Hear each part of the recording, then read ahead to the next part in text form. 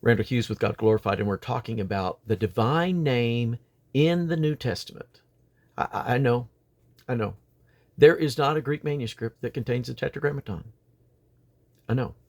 But our job is not just to search for tetragrammatons and say that's the divine name there, but it's to seek and to understand the meaning of the words that we are reading. The divine name's a little bit of a challenge because somewhere around 185 BC, Simeon the Just is believed to have been the last high priest to speak the name.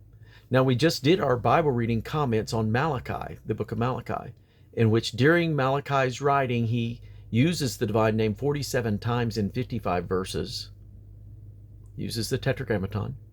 5 of those 47 times, he places it on the lips of his readers.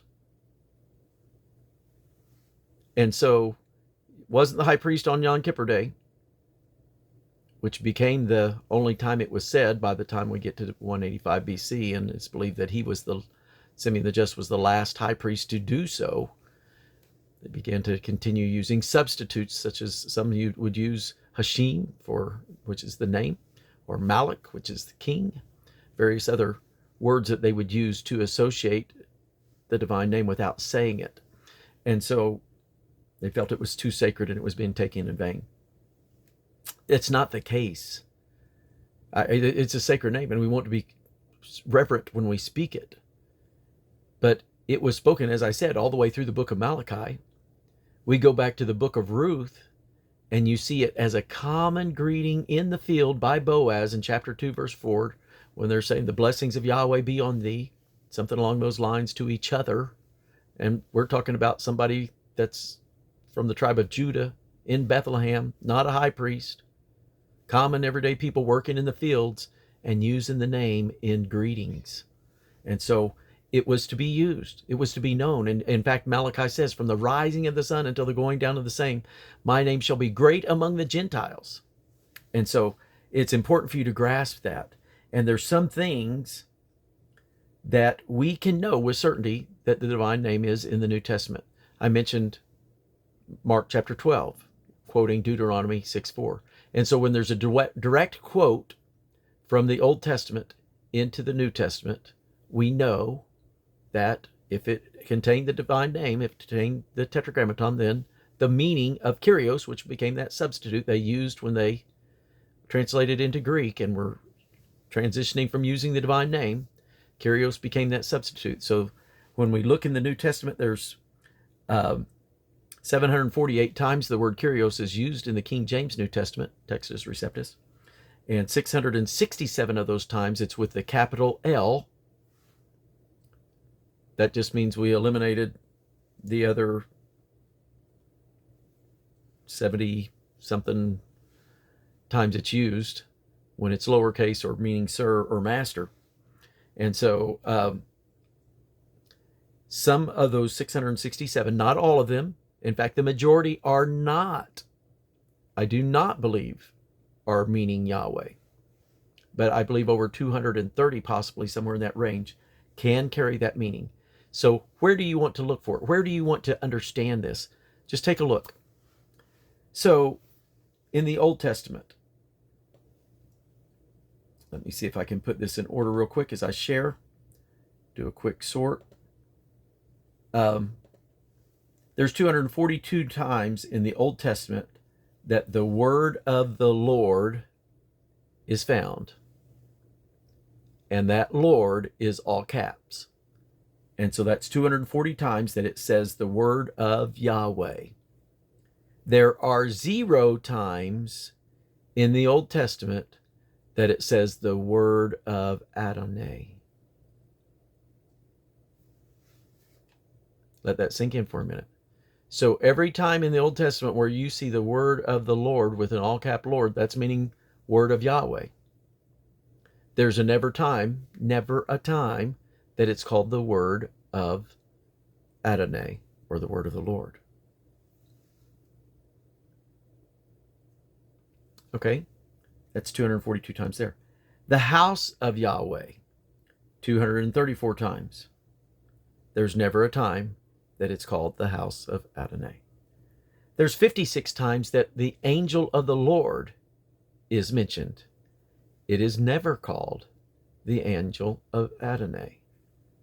There's 35 times that it speaks of the commandment of Yahweh. It is never the commandment of Adonai. There's 23 times it's called the temple of Yahweh. It is never called the temple of Adonai. There's 18 times it speaks of the law of Yahweh. It is never called the law of Adonai. So in the New Testament, every time we find one of those phrases, the 12 times we find angel of the Lord, we know that the meaning in the Hebrew mind of these Hebrew writers is not it's the angel of Adonai. They would have said this is the angel of Yahweh. And when they went to the temple and they said, we're going to the house of the Lord, the house of Kyrios, we know the Hebrews never called it the house of Adonai. So that means it's the house of Yahweh. And by the way, this is another indication of the fact that Yahweh is not a name for God in the Old Testament. It is the name of God in the Old Testament. He does not have 77 names or any other number above one. God has one proper name. The one true God of the Bible, the God of Israel, has one proper name. And that name is represented by the Tetragrammaton. And most scholars today believe it is pronounced as Yahweh. There are some that would say the older would go with Jehovah. But that is the name, the only proper name of God in the Old Testament. In the New Testament, that one God, Yahweh, revealed himself, made himself known, incarnate in the man, Jesus Christ, which the name Jesus means Yahweh saves, or Yahweh's salvation. And so there's really one name for the God of the Bible, and that is Yahweh. Now, Jesus is the highest name in the New Testament, and declared that not only in the New Testament, but in this world and in the world to come. And it will be Jesus that we see sitting on the throne. When we arrive sometime in Revelation chapter 20, and we see that great white throne, it'll be Jesus sitting on that throne. And all of time thereafter, it will be Jesus as the one on that throne. So important, amazing truths to know. And so when you look at these things statistically, you look at the usage, then you know if it's a quote, direct quote that includes the Tetragrammaton, if it's an Old Testament passage that loosely quotes with the tetragram in the immediate context, it is likely that it would be in the New Testament as well. And then there's the phrases. In addition to the phrases, there's a fourth area that sometimes it occurs, and it's found in Romans chapter 10, verses 9 through 13. And it's what Dr. Daniel Wallace calls the subject-object complement, or the object complement. And in that passage, it points to Yahweh. I first became aware of this with the New English translation of the Bible, the Net Bible. If you go to bible.org, you will be able to go to Romans chapter 10 and find the footnote that I'm referencing there. And you will see where he says that this object complement means that the Lord in verse 9 is the same Lord as verse 13. So it's basically the confession of Romans 10:9 is that Jesus is Yahweh. And so some amazing truths. And that's also what's going to be confessed in Philippians chapter 2, verses 9 through 11.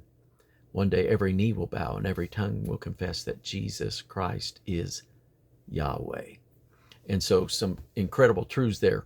Those are truths that, by the way, the Jehovah Witness do not agree with, because that goes against their Christology.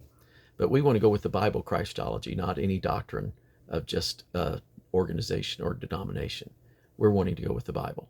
And the Bible declares Jesus is Yahweh. And that shows us and points to these occurrences where the divine name occurs in meaning over 200 times, the meaning of Kyrios actually contains the meaning Yahweh. God bless you.